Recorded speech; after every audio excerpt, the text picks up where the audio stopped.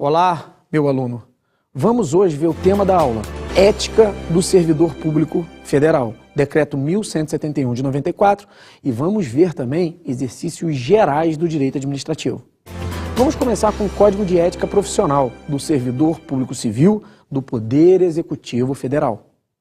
Dentro dele nós temos alguns temas. Temos as regras deontológicas, nós temos dois principais deveres do servidor público e temos das vedações ao servidor público. O importante de saber desse decreto é que puro texto de lei é cobrado em 90% das questões. O restante nós vamos dominar aqui na aula em esquemas didáticos. Lembrando que o Código de Ética do Servidor Público do Poder Executivo Federal é uma lei pequena, então é obrigatório que você leia essa lei. Das regras deontológicas, vamos entender o que são essas regras. São o dever, a obrigação, que se juntam e se transformam numa ciência. São as escolhas que você tem, que são moralmente necessárias, do que é proibido e do que é permitido dentro do ordenamento da administração pública federal. Nós temos a teoria do dever. Nós temos que embasar a dignidade, o decoro, o zelo, a eficácia quando estivermos dentro da administração pública federal, a consciência do certo ou do errado. O importante é que a gente concatene as ideias. Acompanhe comigo o texto. O servidor público não poderá jamais desprezar o elemento ético de sua conduta. Assim, não terá que decidir somente entre o legal e o ilegal, o justo e o injusto, o conveniente e o inconveniente, o oportuno, mas principalmente entre o honesto e o desonesto, consoante as regras contidas no artigo 37, caput, e parágrafo 4º da Constituição Federal. Lembrando que o artigo 37, parágrafo 4º, trata dos casos de improbidade administrativa. A moralidade da administração pública. O importante do Código de Ética Funcional é que você tenha em mente que se você ferir o Código de Ética, você vai estar ferindo o artigo 37, parágrafo 4º da Constituição Federal. Ou seja, você vai estar cometendo também um ato de improbidade administrativa. Vamos trabalhar agora o dever do servidor público. Entre os deveres do servidor público federal, presentes na seção 2, inciso 14, a linha C, tem-se que o mesmo deve ser probo, reto, leal e justo. O inciso 14F, seção 2, menciona que o agente deve ter a consciência de que seu trabalho é regido por princípios éticos que se materializam na adequada prestação do serviço público. Daí, retiramos a seguinte situação. Toda vez que você estiver lendo o Código de Ética, eu afirmo para você que tanto os deveres do servidor público devem ser baseados sempre em confronto com o artigo 37, parágrafo 4º, onde diz que os atos de improbidade administrativa importarão a suspensão dos direitos políticos, a perda da função pública, o ressarcimento erário, a indisponibilidade de bens, na medida e gradação prevista em lei, sem prejuízo da sanção penal cabível. O Código de Ética, ele é bem claro nos deveres, ele é expresso. Observe comigo o que o decreto, na seção 3, inciso 15, diz. As condutas proibidas.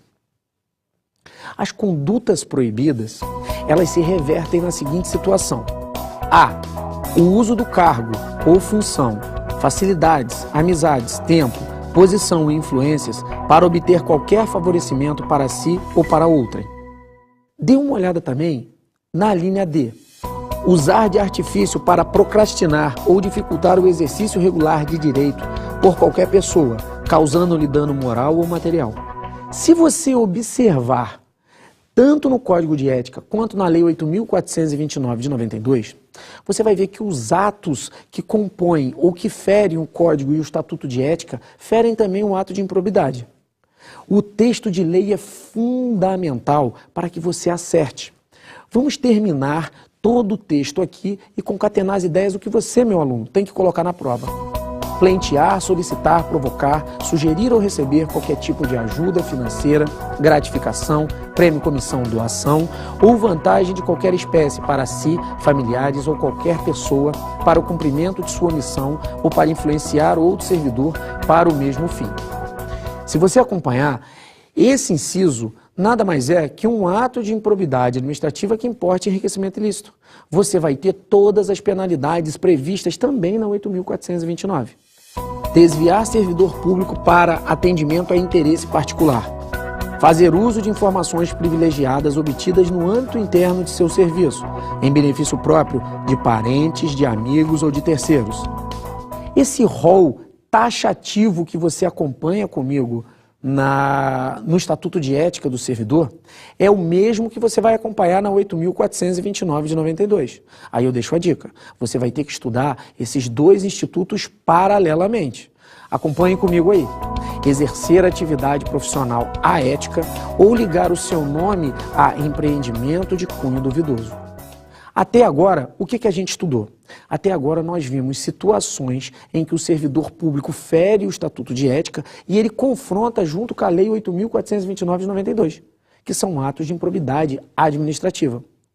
Vou bater um ponto muito importante para você agora, que é chamado comissão de ética. Está previsto no capítulo 2 do Estatuto. Não acarreta responsabilidade administrativa. Uma das coisas mais importantes que você tem que ter dentro dessa estrutura é a palavra censura. Quando você estiver estudando lá no artigo 5º da Constituição Federal, você vai ver que a censura é totalmente proibida. Só que, por vezes, cai essa palavra censura, levando diretamente a uma penalidade do servidor, ou seja, um servidor que ferir o Código de Ética do Poder Executivo Federal receberá a penalidade de censura. Sim, está correto, porque a censura nossa aqui do Estatuto de Ética é totalmente diferente do artigo 5º da Constituição Federal. Você tem que colocar em mente que vamos trabalhar agora as vedações do Código de Ética do servidor. Acompanhe comigo as vedações expressas do Código de Ética. O uso irregular do cargo ou função, prejudicar a reputação de outro servidor, ser conivente com irregularidades, causar dano moral ou material à ordem, quebrar a impessoalidade, receber, solicitar vantagem devida, quebra de sigilo ou apresentar-se embriagado no serviço ou fora dele habitualmente. Olha que interessante. Apresentar-se ao serviço habitualmente embriagado. As questões de concursos batem em 2 pontos no Estatuto de Ética. Eu posso afirmar para você que o Estatuto de Ética ele é texto de lei expresso nas questões de concurso. Eu vou dar 2 pontos fundamentais para você. Primeiro ponto fundamental é você saber que a censura dentro desse estatuto é penalidade. Segundo ponto fundamental, saber que você só comete algum tipo de penalidade, você só está infringindo um dever se você chegar no serviço público embriagado habitualmente. Essa questão foi foco de questões da CESP-UNB, por exemplo, no ano de 2009, 2010. A questão vinha da seguinte forma, ela dava uma situação hipotética e dizia que o servidor só cometeria uma infração de acordo com o artigo do Código de Ética se ele chegasse ao serviço público embriagado, mesmo que não habitualmente. Está errado, porque somente habitualmente é que fere o Código de Ética. Acompanhe comigo aí mais um inciso. Prejudicar deliberadamente a reputação de outros servidores ou de cidadãos que deles dependam. Tirando toda uma ideia geral do Código, a gente pode analisar que, diante disso, qualquer confrontamento com o Código de Ética também vai infringir o artigo 37 caput da Constituição, que são os princípios constitucionais expressos, mais pormenorizado o princípio da moralidade. Ser, em função de seu espírito de solidariedade, conivente com o erro ou infração a este Código de Ética ou ao Código de Ética de sua profissão.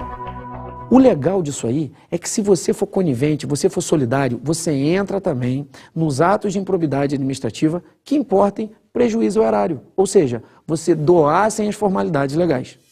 Deixar de utilizar os avanços técnicos e científicos ao seu alcance ou de seu conhecimento para atendimento do seu mister.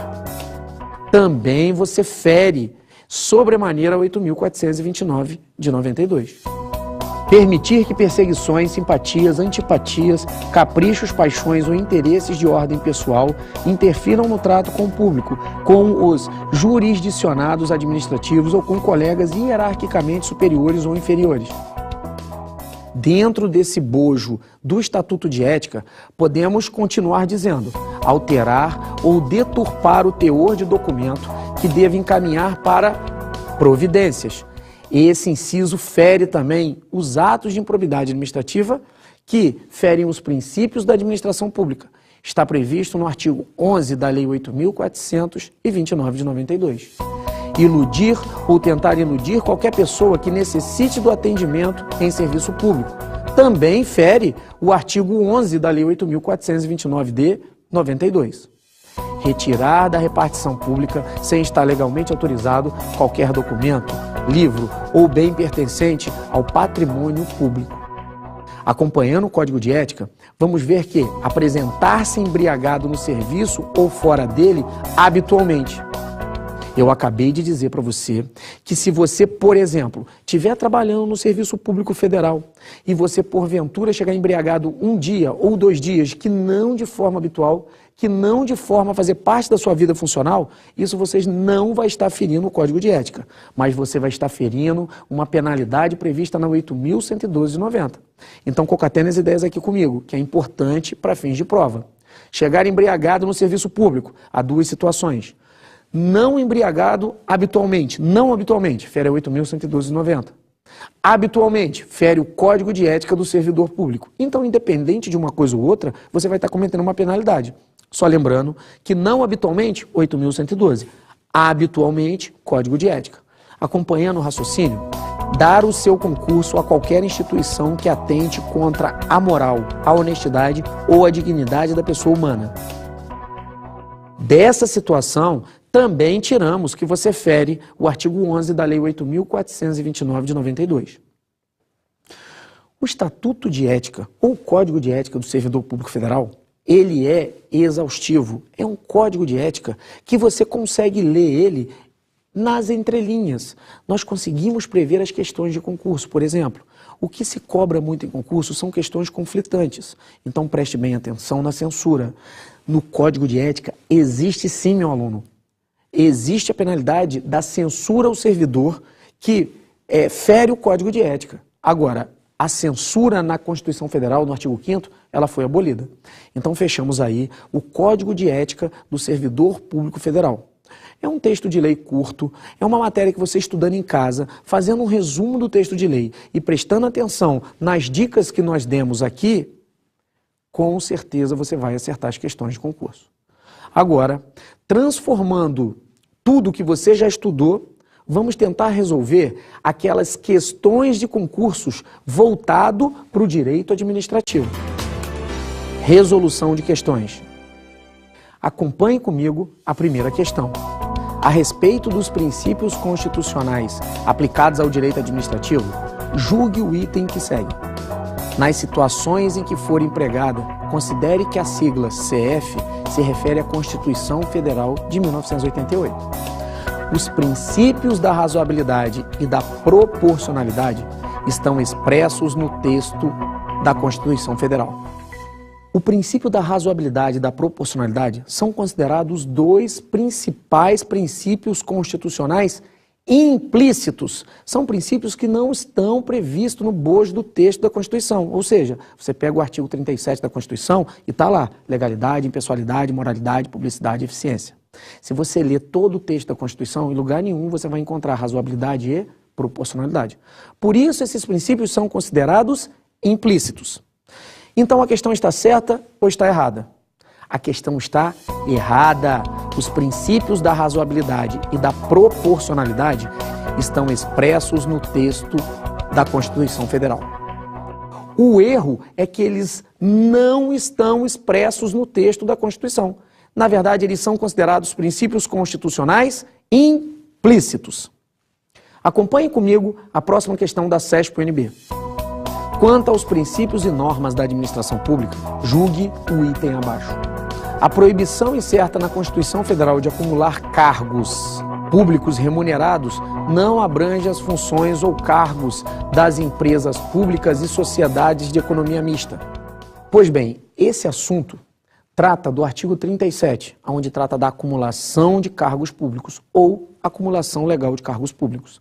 Nessa acumulação legal, nós temos que podemos acumular 2 cargos de professor, um cargo de professor com outro técnico e científico, e outro cargo de professor e outros 2 de profissionais da área de saúde. Lembrando que a acumulação irregular de cargo público gera demissão do servidor em processo sumário se ele estiver dentro da 8.112/90. É um processo sumário que gera a demissão do servidor que acumula ilegalmente cargo público. A proibição incerta na Constituição Federal de acumular cargos públicos remunerados não abrange as funções ou cargos das empresas públicas e sociedades de economia mista. Errado a questão. Por que essa questão está errada? Ela está errada porque a administração pública indireta, que se compõe de autarquia, fundação, sociedade de economia mista e empresa pública, também é componente da administração pública em sentido formal. Então, todas as travas e os princípios do artigo 37 também oneram ela. Então, sociedade de economia mista e empresa pública, exemplos de sociedade de economia mista, Banco do Brasil e Petrobras, exemplo de empresa pública, Empresa Brasileira de Correios e Telégrafos e Caixa Econômica Federal. Ali também está inserido a trava constitucional de acumulação ilegal de cargos públicos. Seguindo aí as questões, vamos para a próxima questão da CESP-UNB. Julgue o item a seguir. A autarquia é uma pessoa jurídica criada somente por lei específica para executar funções descentralizadas típicas do Estado.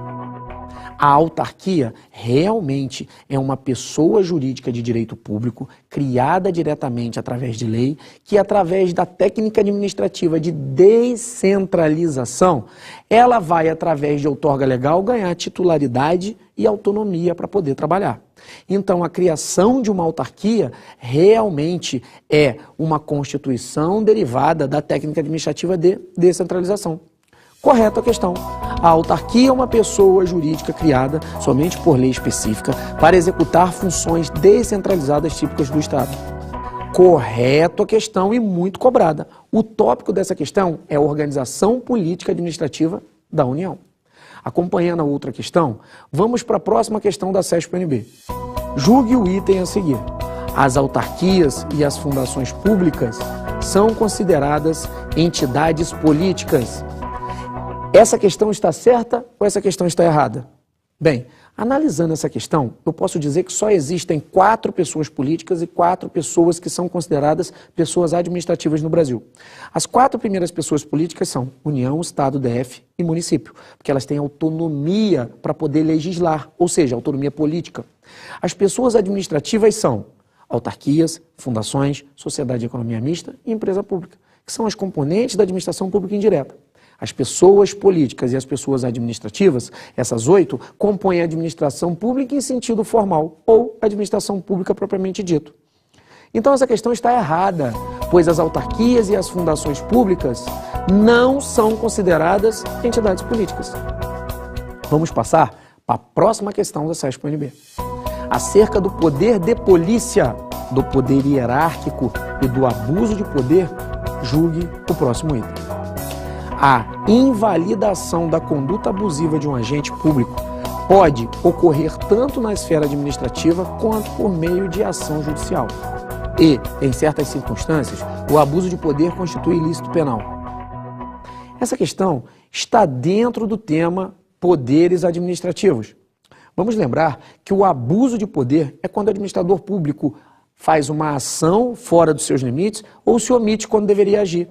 Só que o abuso de poder é uma esfera administrativa. Você pode, por exemplo, se for servidor público federal regido pelo Estatuto do Servidor Público da Administração Pública Federal, você pode, de acordo com a 8.112/90, ser demitido, suspenso.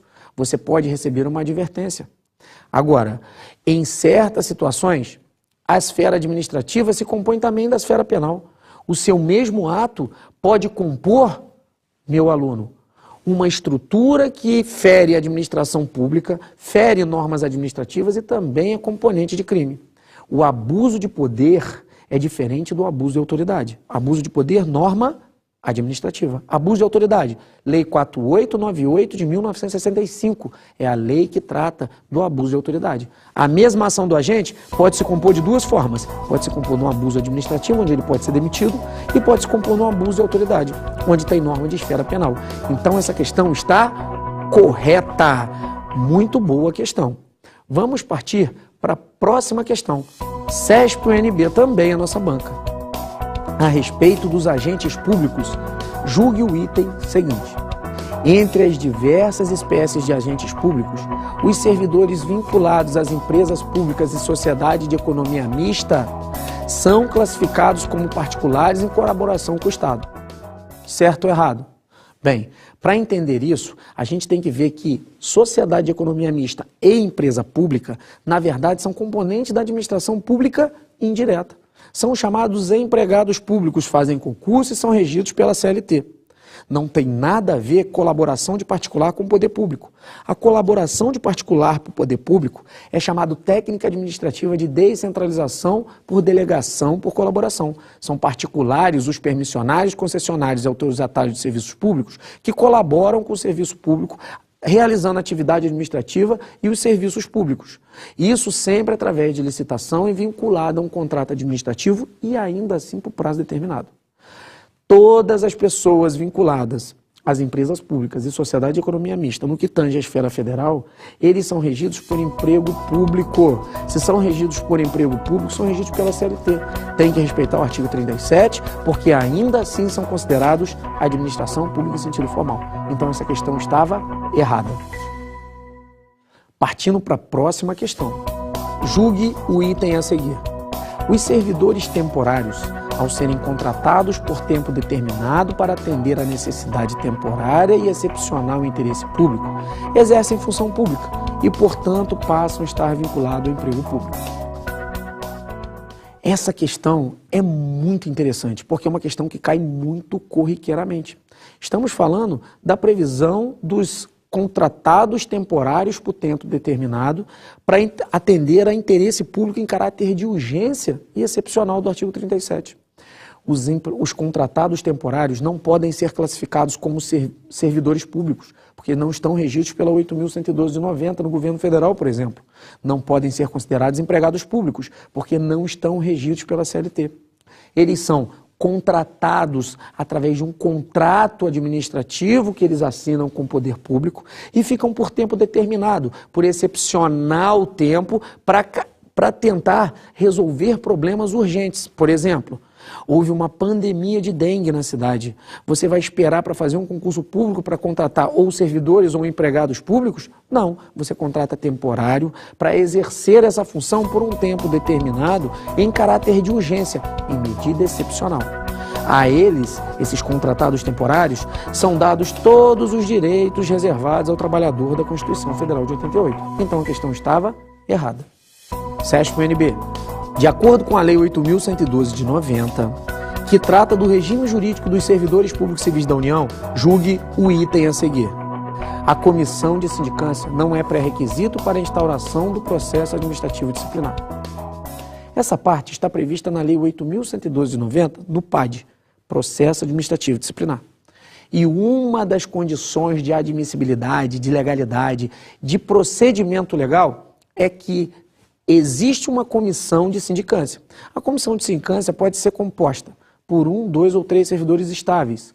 O processo administrativo disciplinar em espécie por 3 servidores estáveis, é chamada CIPA. E o processo sumário por 2 servidores estáveis.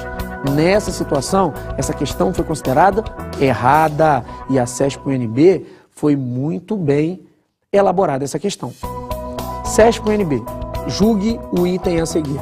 Além do vencimento, poderão ser pagos aos servidores indenização, gratificações, adicionais, sendo que as primeiras se incorporam ao vencimento ou provento para qualquer efeito. Muito boa a questão da CESP-UNB. Essa questão da CESP vai no tópico vantagens da 8.112 de 90. Lá estão previstas as indenizações, gratificações e adicionais. Então você já sabe, lá nas vantagens nós temos indenizações, gratificações e adicionais. Indenizações jamais se incorporam, gratificações adicionais podem ou não se incorporar por lei. E é aí que a questão pegou você. A questão vem dizendo que as indenizações se incorporam, então a questão estava errada. Muito boa questão da SESP-UNB. SESP-UNB, de acordo com o disposto na Lei 8.112 de 90, na hipótese de inassiduidade habitual, a penalidade disciplinar a ser aplicada ao servidor público é de A. Suspensão de até 30 dias. B. Multa. C. Suspensão de até 15 dias. D. Demissão. E E. Advertência. Dentro do processo administrativo disciplinar, nós temos o processo sumário. Dentro do processo sumário, no processo sumário, que é uma espécie de PAD, só pode sair demissão do servidor. E lá está previsto 3 situações. Primeira situação, inassiduidade habitual, que é quando você falta interpolado no prazo de 12 meses, mais de 60 dias. Abandono de cargo, mais de 30 dias sem proceder ao serviço. Ou acúmulo irregular de cargo público. Então, a letra certa nessa questão era a letra D. Muito boa questão. SESP-UNB, julgue o item a seguir. O servidor público que, ao ser omisso, viola os deveres de honestidade, imparcialidade, legalidade e lealdade às instituições, deixando de praticar indevidamente ato de ofício, pratica ato de improbidade que atenta contra os princípios da administração pública. Essa questão estava correta, estava batendo dentro da Lei 8.112 de 90. E estava batendo também na Lei 8.429 de 92, Lei de Improbidade Administrativa. Lembrando que dentro da Lei 8.429 de 92, aonde trata dos princípios e aonde trata da improbidade administrativa, que está prevista também como norma constitucional no artigo 37, parágrafo 4º, é tida como ato de demissão na 8.112 de 90, no artigo 132. Questão certinha, muito boa questão. Passamos agora para a próxima questão. SESP-UNB, julgue o item a seguir. A pena aplicada ao servidor público pela Comissão de Ética é a de censura e sua fundamentação constará do respectivo parecer assinado por todos os seus integrantes, com ciência do faltoso.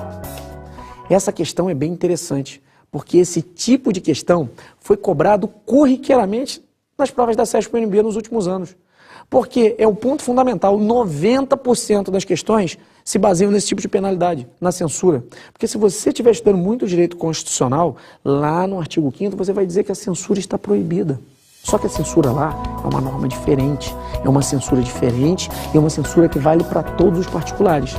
Nessa situação, a questão está certinha, é texto de lei do Estatuto ou do Código de Ética do Servidor Público do Poder Executivo. Vimos aí várias questões que englobou vários temas, todos da SESP-UNB. Então, estudar para concurso público no Brasil hoje é fazer exercício de bancas anteriores. Diversos sites na internet possibilitam que você, meu aluno, tenha acesso às provas anteriores, inclusive os sites oficiais das bancas examinadoras. Se você entrar na SESP-UNB, na FCC, na ESAF, em diversos outros sites de banca examinadora, você vai ter contato e confronto com as provas anteriores.